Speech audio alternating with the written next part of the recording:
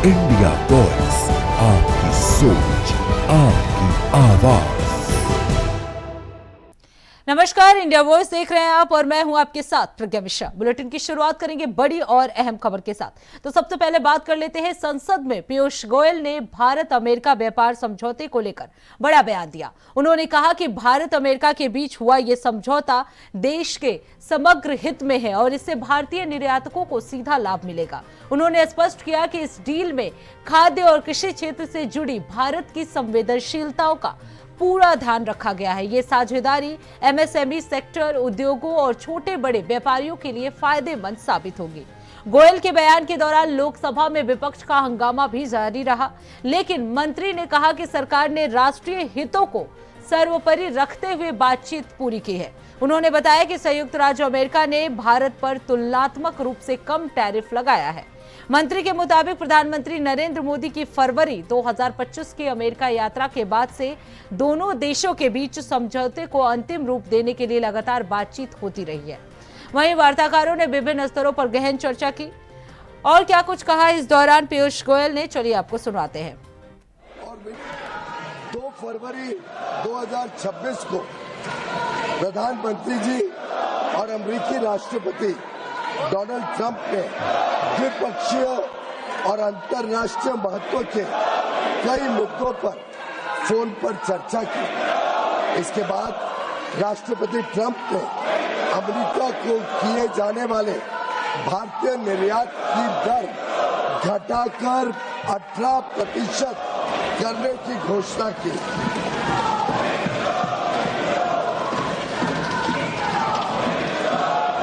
मैं इस बात पर जोर देना चाहता हूं कि यह अमेरिका द्वारा कई प्रतिस्पर्धी देशों पर लगाए गए टैरिफ से कम है, जिससे अमेरिकी बाजार में भारत की निर्यात प्रतिस्पर्धात्मकता में वृद्धि होगी।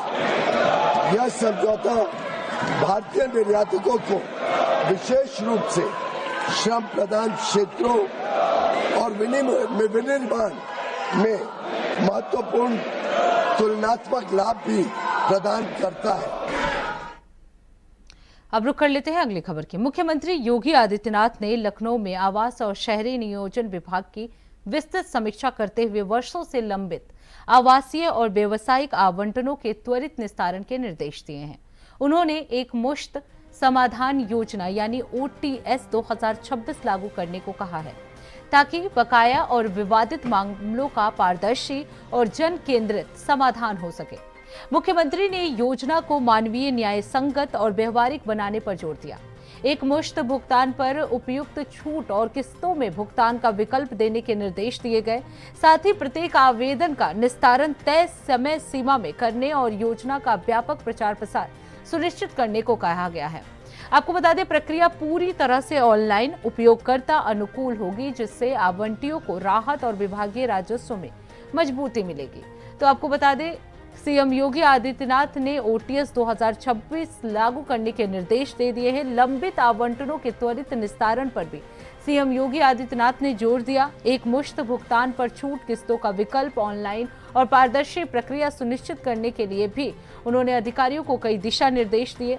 इसके लिए उन्होंने अपने आवास पर बैठक की। सभी अधिकारी जो हैं इस बैठक में मौजूद रहे। कई महत्वपूर्ण बिंदुओं पर चर्चा की गई और OTS 2026 को लागू करने के निर्देश जो है सीएम योगी आदित्यनाथ को की तरफ से दिया गया, ताकि ऑनलाइन और पारदर्शी प्रक्रिया जो है वो सुनिश्चित की जा सके।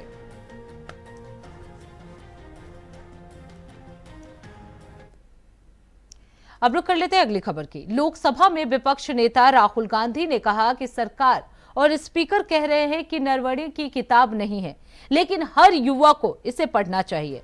किताब में लिखा है, जब पूर्व आर्मी चीफ जनरल नरवणे ने राजनाथ सिंह को बताया कि चीनी टैंक कैलाश रिज तक पहुंच गए हैं, तो कोई जवाब नहीं मिला। नरवणे ने कई बार संपर्क किया, लेकिन पहले कोई निर्णय नहीं लिया गया। राजनाथ सिंह ने कहा कि वो टॉप से पूछेंगे, जिसका स्टैंडिंग ऑर्डर था कि बिना अनुमति गोली नहीं चलानी है। नरवणे और सेना गोली चलाना चाहती थी, तब पीएम मोदी ने संदेश दिया, जो उचित समझो वो करो। नरवणे लिखते हैं कि उन्हें पूरा सिस्टम अकेले छोड़ दिया गया, जिससे वो बहुत अकेला महसूस कर रहे थे। तो राहुल गांधी ने नरवणे की किताब को लेकर यह बयान दिया है, जिसको लेकर सत्ता पार्टी जो है वो लगातार विरोध कर रहा है। अब रुक कर लेते हैं अगली खबर की। खबर गाजियाबाद से है, जहां भारत सिटी सोसाइटी में एक सनसनीखेज घटना सामने आई है। आपको बता दें, 3 सगी नाबालिग बहनों ने देर रात करीब 2:30 पर 9वीं मंजिल से छलांग लगाकर आत्महत्या कर ली। तीनों एक ही परिवार से थी। इस मामले में प्रारंभिक जांच में पता चला कि बहनें ऑनलाइन गेमिंग के आदी थी, खासकर task based Korean lover game खेलती थी। परिवार के गेम खेलने से मना करने पर उन्होंने ये कदम उठाया है। वहीं मौके से सुसाइड नोट भी मिला है, जिसमें लिखा है, मम्मी पापा सॉरी। फिलहाल पुलिस ने शव को कब्जे में लेकर पोस्टमार्टम के लिए भेज दिया है और परिजनों से पूछताछ लगातार जारी है। तो ये पूरा मामला जो है गाजियाबाद के भारत सिटी सोसाइटी का है, जहां 3 सगी नाबालिग बहनों ने आत्महत्या कर लिया है। 9वीं मंजिल से छलांग लगाकर उन्होंने आत्महत्या की। इस मामले में पुलिस जो है वो लगातार जांच पड़ताल में जुटी हुई है।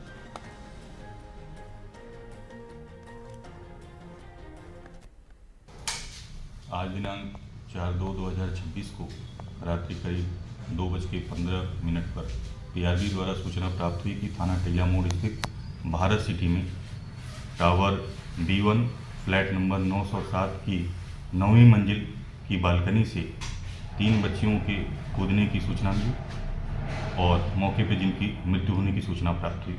मौके पर पहुंचकर जांच की गई तो मौके पर 3 बच्चियां क्रमशः निशिका उम्र लगभग 16 वर्ष, प्राची उम्र लगभग 14 वर्ष, पाखी उम्र लगभग 12 वर्ष, पुत्रियां चेतन कुमार सन ऑफ गौरी शंकर की भूतल पर गिरने के कारण मृत्यु हो गई है, जिनको 108 एम्बुलेंस द्वारा 50 सैया अस्पताल लोनी भेजा गया। देखिए, आज 4 फरवरी के अर्ली मॉर्निंग में, अर्ली आवर्स में करीब 2 बजे पीआरबी के माध्यम से सूचना प्राप्त हुई, जिसमें 3 लड़कियों ने ऊपर से कूदने की सूचना प्राप्त हुई थी। यहाँ मौके पे आके देखा तो तीनों बच्चियों को अस्पताल शिफ्ट कराया गया, जहाँ उनको ब्रॉड डेथ डिक्लेयर कर दिया गया था।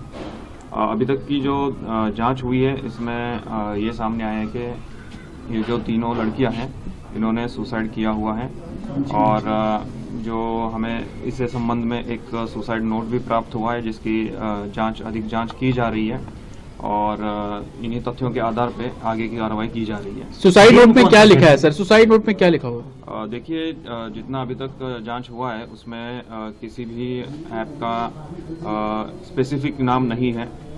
एक जो बताया उसमें लिखा गया है, उसमें इतना क्लियर हो रहा है कि ये जो तीनों लड़कियां थी, ये कोरियन कल्चर से इन्फ्लुएंस थी और उसी के बारे में ये सारा नोट लिखा हुआ था उन्होंने, और उसी के चलते उन्होंने ये सुसाइड किया हुआ है। 50 दिन 50 टास्क की कुछ तस्वीरें आ रही हैं, उसमें अलग अलग टास्क लिखे हुए हैं कि पहले दिन ये करना है। क्या वो भी आपकी इन्वेस्टिगेशन का हिस्सा है?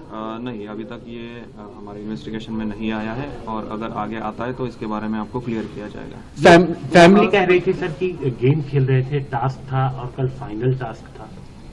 ऐसे कोई तथ्य अभी सामने नहीं आए हैं और अभी जितनी बात हुई है तो उनको भी ये सारी चीज़ें लोगों से बात करके ही पता चला है और इस कोई टास्क के बारे में अभी कोई भी कंक्लूसिव नहीं है। अच्छा सर, तीनों बच्चियां क्या स्कूल जाती थी सर?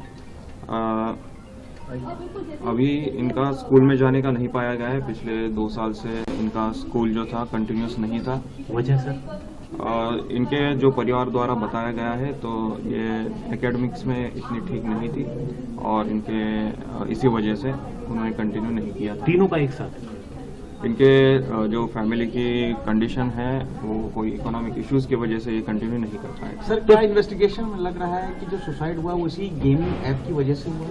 फिलहाल तो ऐसा नहीं सामने आया है और ये काफ़ी इनिशियल स्टेज है जांच की और इसमें आगे जांच होगी और जैसे ही कुछ नए तथ्य आते हैं या कुछ कंक्लूजन हमें मिल जाता है तो आपको अवगत किया जाएगा। सर, रात को जिस वक्त ये कूदी थी ऊपर से, तो उस वक्त घर के अंदर कौन कौन लोग मौजूद थे? घर में पूरा परिवार मौजूद था। तो क्या उन लोगों को पता था कि ये जागी हुई है या बातचीत, परिवार नॉर्मल था उस वक्त या सोए हुए थे सब? सभी लोग सोए हुए थे और फिर शोर सुन के जब ये परिवार जगा तो उनको ये घटना सामने। सगी बहनें थी या इनकी माँ अलग थी? इसमें जो है जो इनके पिता हैं, इनकी 2 शादियां हुई है और ये इनकी माएँ अलग अलग हैं। अब रुक कर लेते हैं अगली खबर की। बाराबंकी में मां शारदा देवी महाविद्यालय नियामतगंज में पीएम अजय योजना के तहत ग्रांट इन एड घटक के प्रशिक्षण कार्यक्रम का उद्घाटन हुआ। कार्यक्रम का उद्घाटन प्रदेश सरकार में खाद्य और रसद विभाग के राज्य मंत्री सतीश चंद्र शर्मा ने दीप प्रज्वलित कर किया। मुख्य अतिथि ने कहा कि केंद्र और प्रदेश सरकार का उद्देश्य अनुसूचित जाति वर्ग के लोगों को शिक्षा, प्रशिक्षण, स्वरोजगार से जोड़कर आत्मनिर्भर बनाया गया है। पीएम अजय योजना इसी लक्ष्य के तहत लागू की गई है ताकि समाज के अंतिम पंक्ति में खड़े व्यक्ति को भी विकास की मुख्यधारा से जोड़ा जा सके।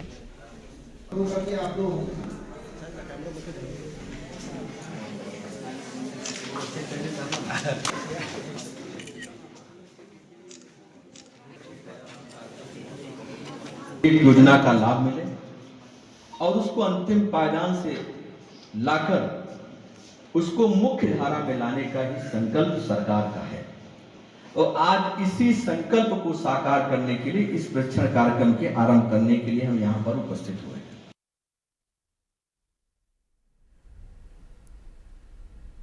अब रुक कर लेते हैं अगली खबर की। खबर कानपुर से है, जहां बिठूर थाना क्षेत्र स्थित महाराणा प्रताप इंजीनियरिंग कॉलेज में टीचरों पर मारपीट के आरोप के बाद छात्रों ने जमकर हंगामा किया। छात्रों का कहना है कि चंद मिनट देरी से कॉलेज पहुंचने पर शिक्षकों ने उन्हें पीटा, जिसमें कई छात्र और छात्राएं गंभीर रूप से घायल हो गए।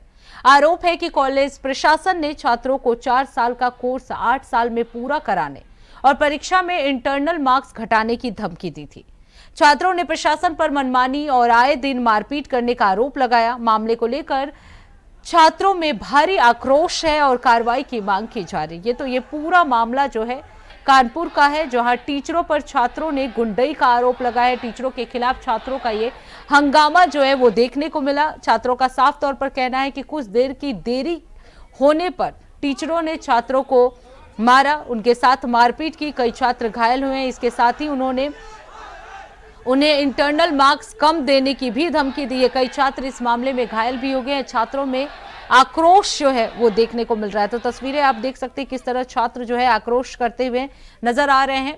टीचरों के खिलाफ ये आक्रोश जो है कानपुर में छात्रों का देखने को मिला है। ये एक इंजीनियरिंग कॉलेज है जहां छात्रों ने जमकर विरोध प्रदर्शन किया टीचरों के खिलाफ। उनका कहना है कि टीचर जो है वो मनमानी तरीके से काम कर रहे हैं और उनमें धमकी दे रहे हैं इंटरनल मार्क्स को लेकर।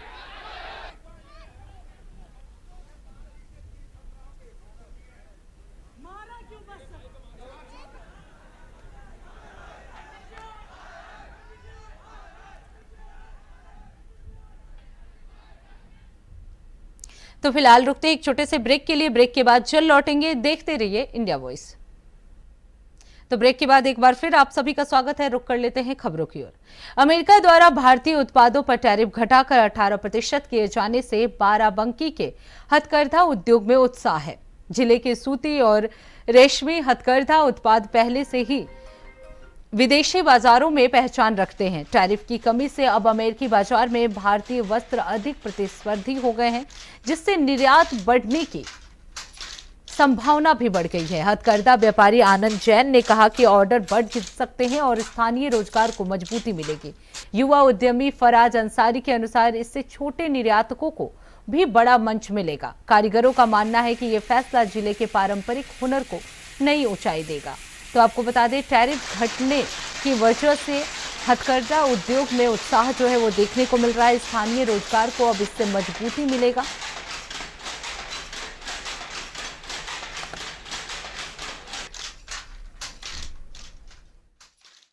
अमेरिका ने टैरिफ कम किया है। हमारे माल एक्सपोर्ट पे माल जो जाता था 18% कर दिया है, जिससे काफ़ी बुनकर उत्साहित है और काफ़ी खुश है। और हम चाह रहे हैं कि हमारा जो माल जाता था तो अब और सस्ते दामों पे वहाँ बिकेगा और जिससे कि हमारा एक्सपोर्ट अब बढ़ेगा। और जितने बुनकर जो भी हैं उद्यमी हैं बाराबंकी के या पूरे बाराबंकी ज़िले के हमारे बुनकर उद्यमी हैं, कम से कम अब वो मेहनत करेंगे और प्रोडक्शन अपना बढ़ा के कम से कम हमारा माल ज़्यादा से ज़्यादा अमेरिका जाएगा हमें जानकारी मिली है कि अमेरिका सरकार ने सारे टैरिफ हटा के सिर्फ 18% कर दिया है, जिससे हमारा निर्यात बढ़ेगा, लोगों को रोजगार मिलेगा और उससे लोगों की आमदनी बढ़ेगी। हम लोग सरकार का धन्यवाद करना चाहते हैं जो उन्होंने सकारात्मक बात करके एक अच्छे निर्णय लिया।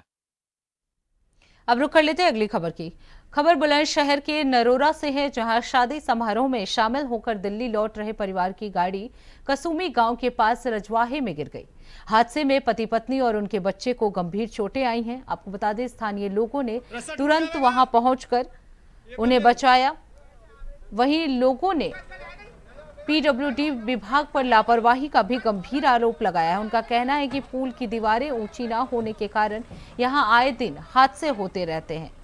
तो ये पूरा मामला जो है नरोरा का है, जहां शादी समारोह में जा रहे एक परिवार जो है वो नीचे गिर गया। हालांकि सभी परिवार के लोग सुरक्षित हैं, लेकिन नगर निगम पर कई आरोप जो है स्थानीय लोगों द्वारा लगाया जा रहा है।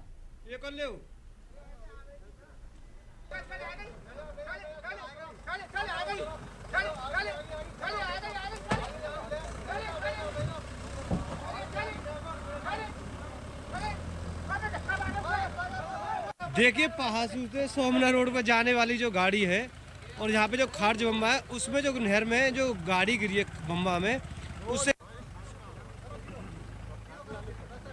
रास्ता टूट जाएगा। ये कर ले।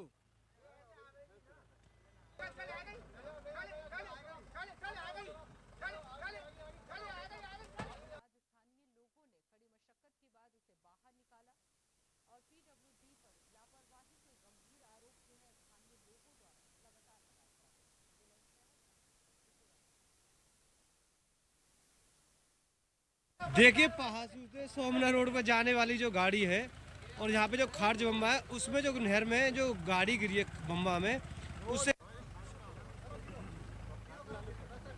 रास्ता टूट जाएगा। ये कर ले।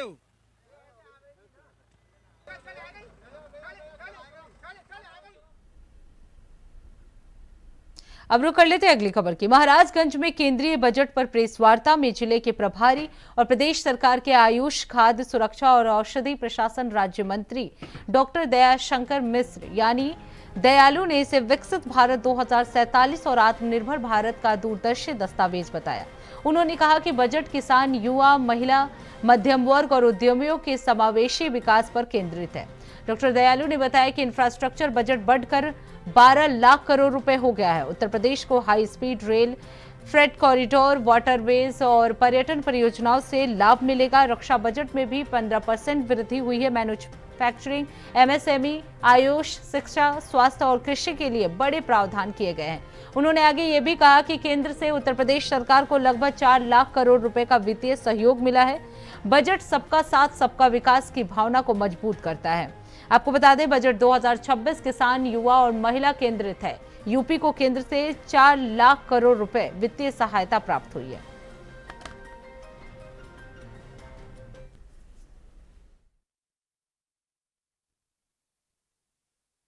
देश के प्रधानमंत्री जी ने विकसित भारत के संकल्प को पूरा करने के लिए, देश की विकास की गति को बराबर बनाए रखने के लिए एक ऐसा बजट पेश किया है जिससे कि देश की अर्थव्यवस्था जिस तेजी से बढ़ रही, हम दुनिया की सबसे तेज बढ़ने वाली अर्थव्यवस्था है, तो ऐसे में उस अर्थव्यवस्था पर कहीं किसी तरह से उसकी चाल धीमी न पड़े, इसलिए एक ऐसा समावेशी बजट और जनता की भलाई का बजट पेश किया है। देश में ऑपरेशन सिंदूर के बाद रक्षा का बजट वो 15% बढ़ा दिया गया है।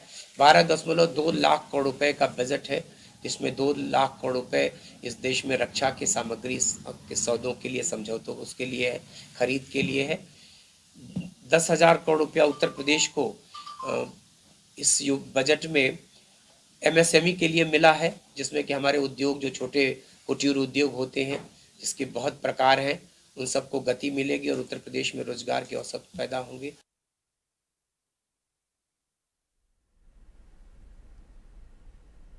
तो इसी के साथ इस बुलेटिन में बस इतना ही। देश दुनिया की तमाम बड़ी खबरों के लिए देखते रहिए इंडिया वॉइस। तब तक के लिए नमस्कार।